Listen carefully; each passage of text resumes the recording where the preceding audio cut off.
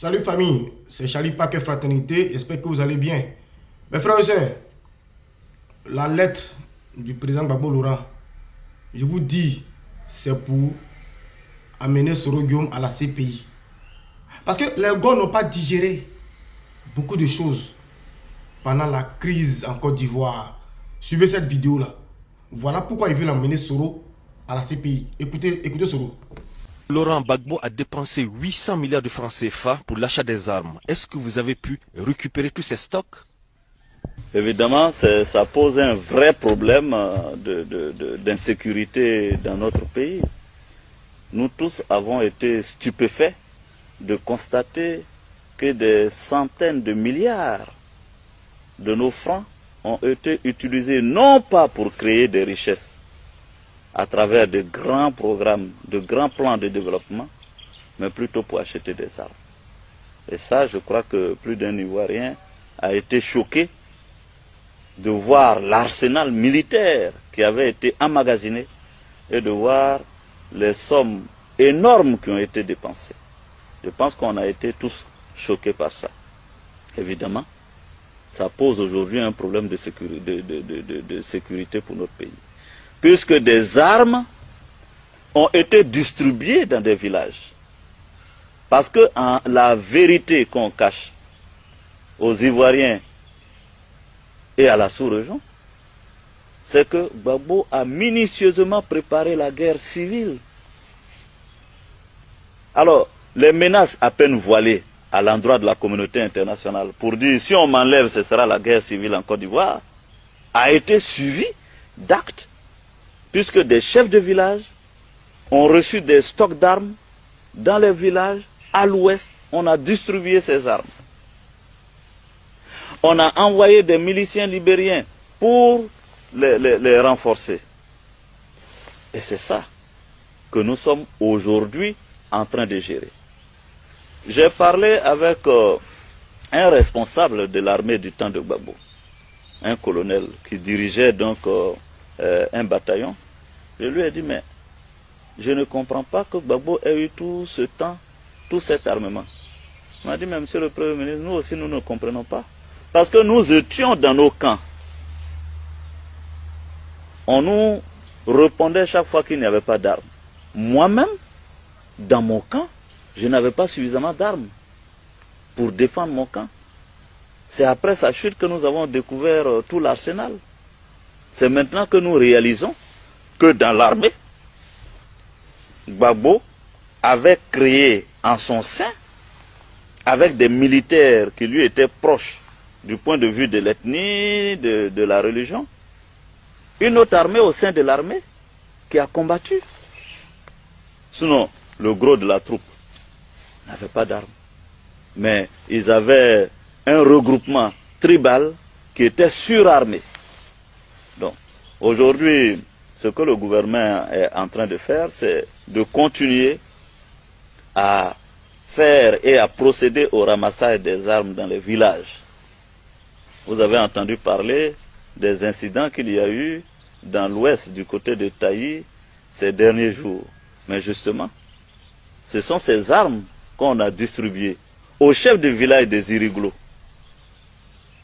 qui est allé contacter des miliciens libériens, ont procédé à ces attaques. Donc c'est un vrai souci pour le gouvernement ivoirien. Nous sommes en train d'y travailler. Vous avez vu, nous sommes en train de redéployer la gendarmerie, la police. Nous sommes convaincus que dans 2 mois, 3 mois, nous aurons un meilleur visage pour notre pays sur le plan de la sécurité. Vous voyez, non? Parce que je vous ai dit, Soro Guillaume, il a beaucoup de papos sur le gore. Contrairement au pouvoir, au parti au pouvoir. Soro n'a rien contre le parti au pouvoir. Parce que Soro Guillaume, s'il avait quelque chose, il avait des preuves accablantes sur le président Alassane Ouattara, mais il y a longtemps, il allait déverser ça sur la toile. Mais il n'y a rien. Parce que le Prado, je vous ai dit, il est blanc comme neige. Aucune personne ne peut l'intimider par du chantage. Parce qu'il n'est pas dans ça. Il a une vie rangée. Imaginez-vous que c'était le président Alassane Ouattara qui avait pris des mallettes d'argent, 2 milliards de francs CFA, pour aller remettre à Macron. Mais les Ivoiriens, les gars allaient crier au scandale. Les gars allaient crier au scandale. Mais là où leur mentor, par exemple, va prendre 2 milliards pour remettre à Jacques Chirac, ancien président français dans le temps. Personne n'écrit au scandale. Et lorsqu'on pose la question au président Gbagbo, il dit non, mais c'est Chirac ou c'est Chirac. Donc ça veut dire que si c'était Poutine qui demandait 5 milliards, Gbagbo allait donner. Si c'était Poutine qui demandait 5 milliards, Gbagbo allait donner. Parce que lui il dit, au temps où Chirac n'était pas influent, il dit c'est Chirac. Mais et Poutine qui est très influent. Ça veut dire que le président Gbagbo allait prendre l'argent des Ivoiriens pour donner ça aux gars là comme ça. Et puis on va rester dans la galère, dans la précarité. Abidjan 100, Abidjan sentait. Il y avait des déchets toxiques. Il n'y avait pas de route en Côte d'Ivoire. Le président Gbagbo lui-même s'en plaignait. Il n'y a pas de route. Mais l'argent pour entamer un chantier infrastructurel servait à remettre à des présidents de l'Occident. Parce que c'est eux. Prendre l'argent, aller investir dans... Voilà. Sorogum a dit... Voilà le papa encore de Sorogum. Moi, ça, je n'ai pas vécu ça. C'est Sorogum qui a vécu ça. Il vient d'expliquer. Donc, au-delà de cet investissement, mais nos corps habillés là, ils n'avaient rien. Les monos n'avaient pas d'armes. Les monos, pendant la crise post-électorale, ils allaient à la BAE, à la CRS pour aller se regrouper. Il n'y avait pas d'armes. Donc, qui a vendu cette lutte-là? Qui a vendu cette lutte? Voilà pourquoi je vous dis, Blé Goudé sait beaucoup. Il va venir nous dire un bon matin, qui a vendu cette lutte-là? Le président Gbagbo Laurent s'est fait harakiri. Accidentellement. Il s'est fait harakiri. Il a financé Kone Zakare à hauteur de 500 millions. En pensant que Kone Zakare allait venir le soutenir. Malheur pour lui, Kone Zakare a pris l'argent là pour venir le combattre.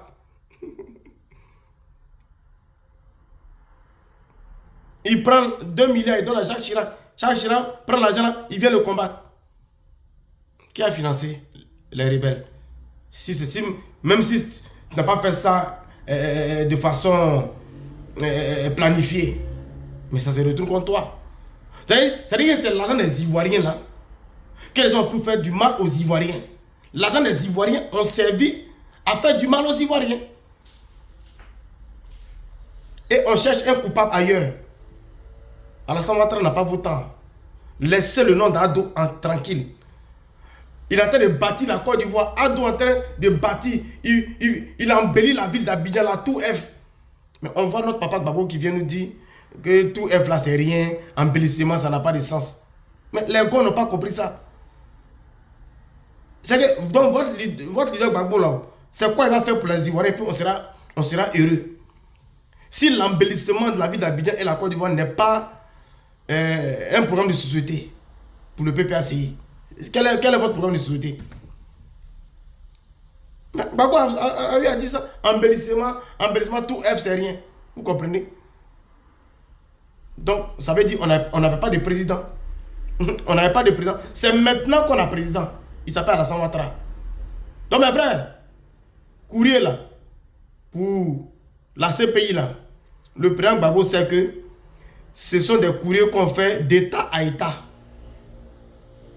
Ces pays-là, c'est pas comme le tribunal d'Abidjan ou bien le tribunal du Burkina Faso. Non, non. Ces pays-là, c'est un État qui saisit la CPI. Et l'État, en ce moment en Côte d'Ivoire, est gouverné. Et c'est le président Alassane Ouattara qui a sa signature.